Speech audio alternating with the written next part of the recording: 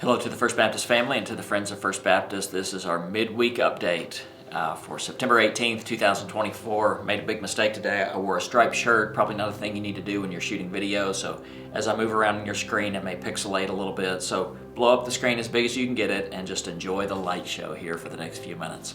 All right, so a couple things I want you to know. First of all, September, we are collecting diapers and wipes for our Caring Center ministry, helping DHS families. Drop those in the blue bins when you're on church campus next time.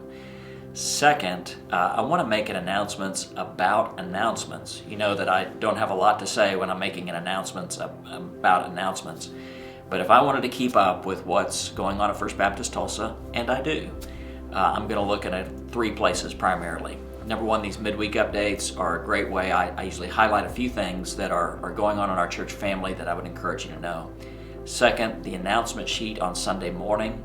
That is the next best place to find. In fact, as I say that out loud, probably the best place. It has all the upcoming events, and you can see that at a glance. And we've printed it in a size where if you want to take it each week and put it on your refrigerator, you have a ready resource right there.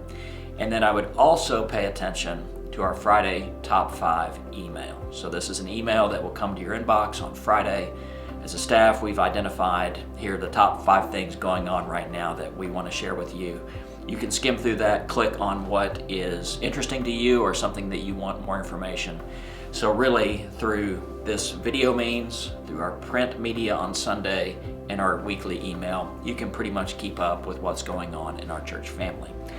I'm also encouraging you, these midweek updates, hey, just read one psalm a week. Read one chapter a week. And not only read this, but use it as a source of prayer for you in this upcoming week.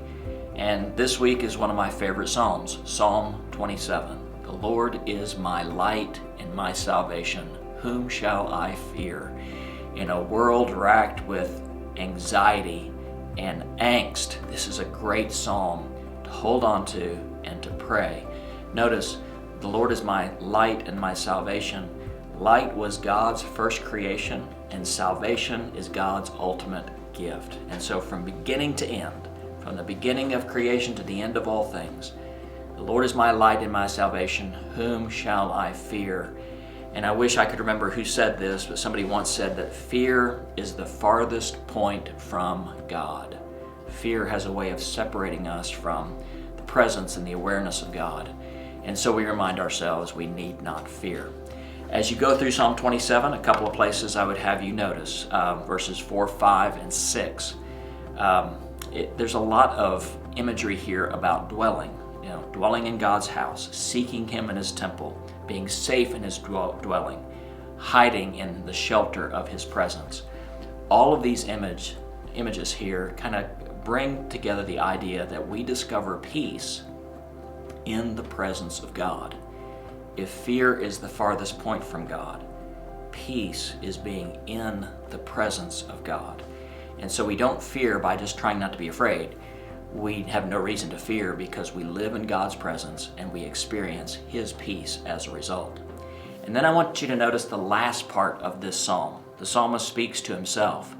I will remain confident in this, that I will see the goodness of the Lord in the land of the living. Wait on the Lord, be strong, take courage, and wait on the Lord. There's almost a little bit of pep talk here, saying, right now may be difficult, but even when the world is messy, God is still good. And we need to remind ourselves, and what better place to remind ourselves of that than in prayer in the presence of God. Read Psalm 27, pray it this week. I believe the Lord will richly bless you as you spend time in His presence. Love you, love serving as your pastor. These are great days for our church, and I'll see you soon. Bye-bye.